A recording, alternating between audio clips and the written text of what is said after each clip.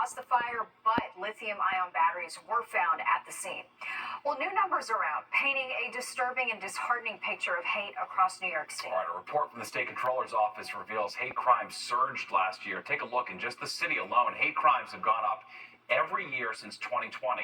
And if those stats aren't concerning enough, the way that hate crimes are being committed across the state is also shifting, with the number of assaults doubling between 2018 and 2022. Fox 9's Teresa Priolo has been looking into the report and takes us behind the numbers. Teresa. Yeah, Natasha and Steve, for years, but especially since the attack in Israel on October 7th, we've told the stories of New Yorkers who have been victims of hate crimes, and now their stories are supported by city data and state data.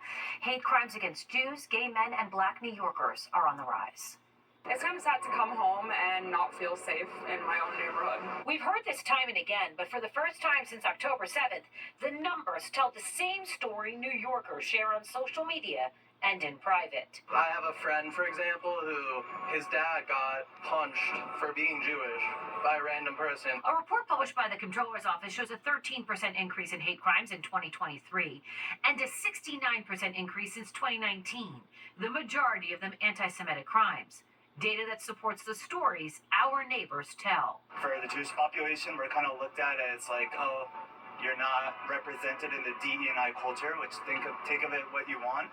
But I think, again, we just need to keep our local politicians accountable, keep the universities accountable. The report looks at crimes and not just incidents, a clear difference according to the Anti-Defamation League. These are the worst kinds of incidents you can think of, where people have been targeted because of who they are, their identity. But these are incidents for which you can be arrested. It's important to have the numbers. It's hard to get the numbers, and I think it's hard to get full, correct numbers. But, I mean, with everything going on in Israel and just with Jews, it's very obvious that there has been an increase, even without numbers. What may be most shocking, even removing the attack on Israel on October 7th, the data still shows a huge spike in hate, both in Islamophobia and anti-Semitism. We should all be speaking truth to power, using that data and saying something needs to be done. In a statement, Comptroller DiNapoli said fighting hatred and bigotry demands that we communicate with respect and accept our neighbor. It requires our spiritual, political, community, and business leaders to take active roles in denouncing hate, investing in prevention and protection efforts, and increasing education that celebrates the value of New York's diversity.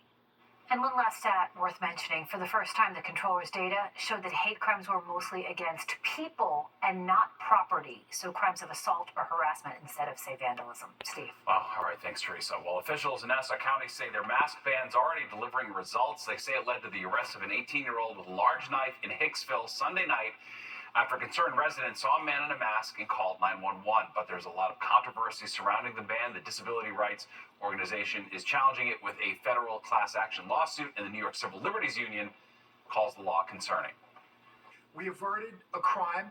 Somebody could have been stabbed as a result of this. To say that the arrest justifies the mask ban to us is a non sequitur. It really is a silly leap of logic here.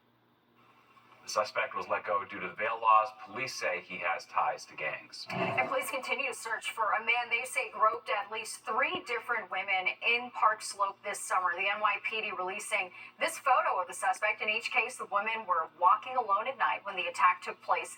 None of the victims suffered any injuries. Councilmember Shahana Hanif told Fox 5 that several other women have contacted her office about being assaulted.